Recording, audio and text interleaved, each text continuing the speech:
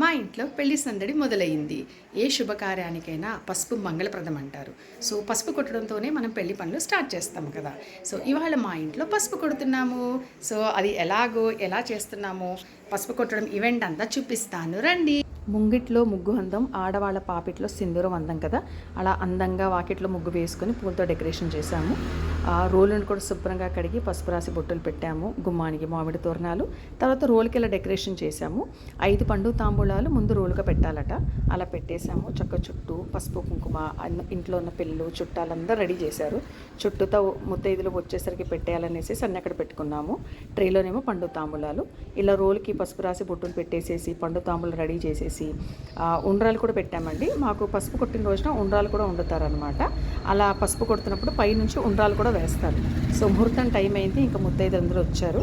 So ఫస్ట్గా పెద్ద ముత్తైదులు ఒక 5 మందితో అలా పసుపు కొట్టించాము. ఒక దోసెడితో అనమాట. మా అక్క, తను పెళ్ళికూతురు వాళ్ళ తల్లి అనమాట. సో అలా దోసెలతో పసుపు కొమ్మలు వేసిన తర్వాత 5 ముత్తైదులు అలా ఒక్కొక్క పోటు వేశారు. చక్కగా చాలా అందంగా అనిపించింది. అంతా సందడితో అందరూ ఓ పక్క పసుపు కొడుతున్నారు, ఇంకో పక్క అందరూ కాళ్ళకి చూడండి చక్కగా పసుపు రాయించుకుంటున్నారు. ముత్తైదులందరికీ అలా పసుపు రాస్తుంటుంటే అసలు ఎంత బాగుంటుందో కదా. వాళ్ళ కబుర్లో మునిగున్నారు, ఇక్కడ పసుపు రాస్తున్నారు అనమాట. ఇంకొచ్చిన వాళ్ళకి కాఫీలు టీలు చిన్నగా పలహారంలో పెట్టుకున్నాము. కాస్తన్నా పసుపు నలగాలి అన్నారు, ఎందుకంటే 1.5 కిలో పసుపు కొట్టలేం కదా. సో కనీసం కొంచెం అన్నా కొడదాం అనేసి మళ్ళీ అందరూ తల ఒక పోటు వేస్తూ కొంచెం కొడతా ఉన్నాము.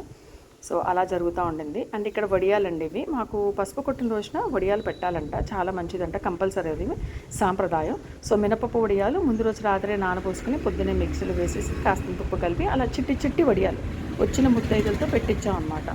సో పసుపు కొట్టిన తర్వాత ఈ వడియాలు పెట్టడం కూడా మాలో ఒక సాంప్రదాయం అనమాట. అలా చూడండి చక్క చిట్టి వడియాలు అందరు చాలా ఒక చెయ్యి వేశారు. మా అత్తగారు, నేను, మా చుట్టాలందరూ కూడాను. చాలా మంచిగా అనిపించింది. ఇంటి నిండా చుట్టాలతో అసలు పెళ్ళే జరుగుతున్నట్టు ఫీలింగ్ వచ్చింది. ఇచ్చినమ్మ వాయనం, పుచ్చుకుంటున్నమ్మ వాయనం అంటూ పండు తాంబూలాలు అందరికీ ఇచ్చాము. ఇంకా కాస్తంత పసుపు ఇంకా మిగిలింది, అది కూడా కొట్టేద్దామని ట్రై చేసాం అనమాట. సో ఇలా జరిగింది పసుపు కొట్టడం. ఎలా ఉందో మీరే చెప్పాలి మరి.